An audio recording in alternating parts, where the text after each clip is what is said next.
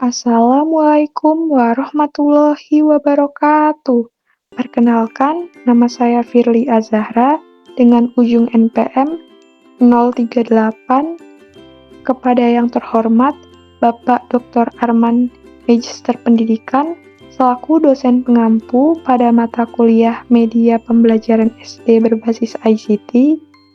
Halo teman-teman, sebelum memulai pelajaran kali ini, kita harus mengetahui tujuan pembelajarannya, yang mana siswa diharapkan dapat: yang pertama, memahami ide pokok suatu pesan lisan; kedua, memahami ide pokok dan ide pendukung pada teks informatif; ketiga, berbicara menggunakan volume dan intonasi yang tepat sesuai konteks; keempat, menulis teks wawancara dan melakukan wawancara; dan yang kelima, menulis informasi mengenai hal-hal menarik di lingkungan sekitar.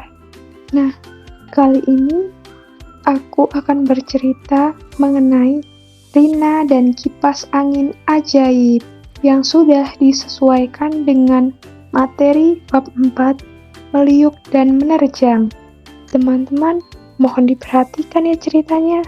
Nanti di akhir cerita, aku akan memberi beberapa pertanyaan. Yuk simak ceritanya. Kipas angin menyala, suasana kamar yang tenang. Di kamar kecilnya, Rina duduk termenung. Ia kesal karena saat presentasi tadi pagi, ia lupa menyebutkan ide pokok dan suaranya terlalu kecil. Rina berbisik. Andai aku bisa bicara seperti kipas angin, pasti suaraku terdengar sampai belakang. Kipas angin dengan suara lembut dan berputarnya berkata. Aku bisa bantu kamu, Rina. Rina kaget. Hah? Kamu bisa ngomong? Kipas angin pun menjawab pertanyaan Rina. Tentu. Aku bisa meliuk ke kanan dan ke kiri, tapi tetap teguh berdiri. Itu caraku menjaga keseimbangan. Kamu juga bisa begitu lentur saat berbicara, tapi tetap kuat menyampaikan isi pikiranmu. Rina bersemangat.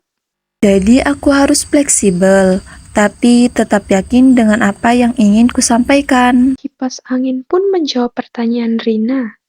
Ya, pastikan kamu tahu ide pokoknya, dan gunakan suaramu dengan jelas. Jangan lupa intonasi, pelan, kuat, dan yakin. Rina pun menulis di bukunya yang bertuliskan teks wawancara, narasumber sebagai kipas angin ajaib. Ide pokoknya, kita harus lentur seperti kipas angin, tapi tetap kuat saat menyampaikan sesuatu.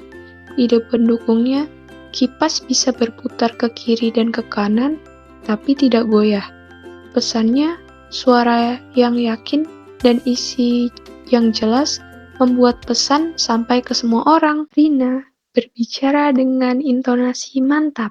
Kipas angin mengajarkanku bahwa berbicara itu bukan soal keras, tapi soal yakin, dan menyampaikan ide pokok itu penting agar orang lain mengerti.